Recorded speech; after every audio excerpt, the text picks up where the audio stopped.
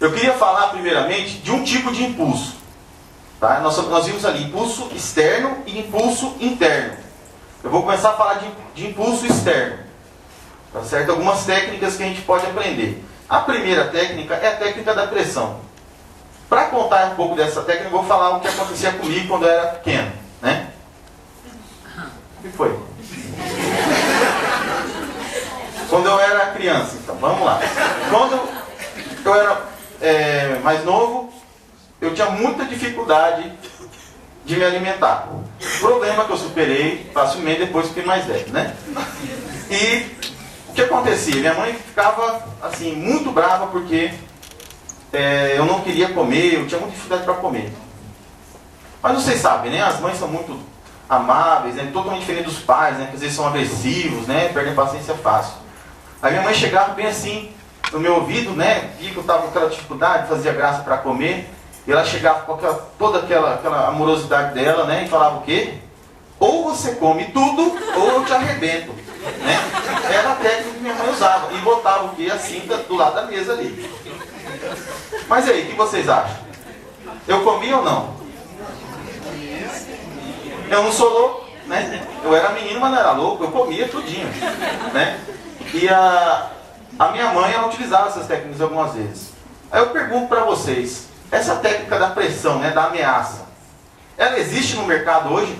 Existe. Existe, claro. Como é que acontece ela? Meta. Como é que pode falar? Se você não vender, você está na rua. Acontece. Aí eu pergunto para vocês o seguinte.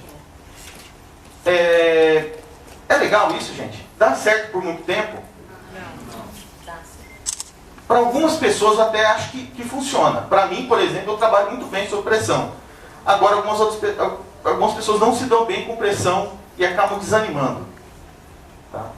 Então, é muito complicado a pressão. Então, tem uma fórmula que eu aprendi com Max Gallagher. Tá? É a fórmula da motivação com pressão. Como é que você pode usar pressão? Se você é um líder, você é um gerente, você precisa motivar uma equipe, como é que você pode exercer pressão e o resultado, no final das contas, pode gerar motivação? Tem uma técnica muito simples, que é M igual a R ao quadrado menos P. O que significa isso? Motivação é igual a recompensa ao quadrado menos pressão. O que eu estou querendo dizer é o seguinte, que quando você quer exercer pressão em cima de um indivíduo, você sempre tem que ter uma recompensa maior do que a pressão. A recompensa sempre deve ser maior. O resultado dessa equação nunca deve ser igual a 0 ou a menos 1. Tá certo? Sempre deve haver mais recompensa do que pressão. O que a gente vê nas empresas é justamente o contrário hoje. Muita pressão e pouquíssima recompensa. É por isso que não funciona.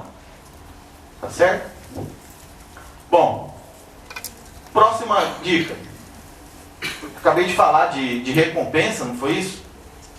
A minha mãe também tinha vezes, né, que tinha visita em casa. Então ela não podia usar aquela técnica da cintada na frente das amigas dela, né, que ia passar vergonha. Então o que ela fazia? Ela usava a técnica da recompensa. Ricardinho, meu filho, come tudinho que a mamãe vai levar você para passear. Tá certo? E aí? Eu comia ou não? Claro.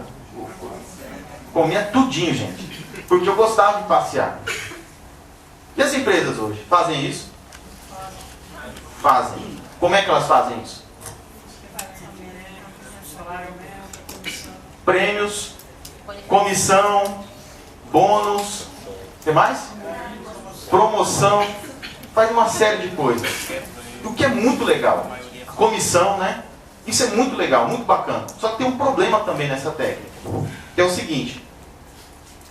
Quando você trabalha somente com recompensa e esquece algumas outras coisas, como por exemplo, a estrutura de trabalho, você acaba anulando as recompensas que você está oferecendo para o seu colaborador.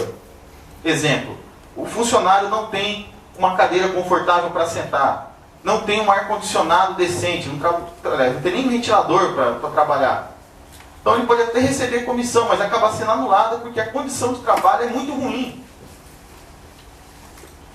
Então, o correto é oferecer a condição de trabalho e também a recompensa. Aí fica bacana.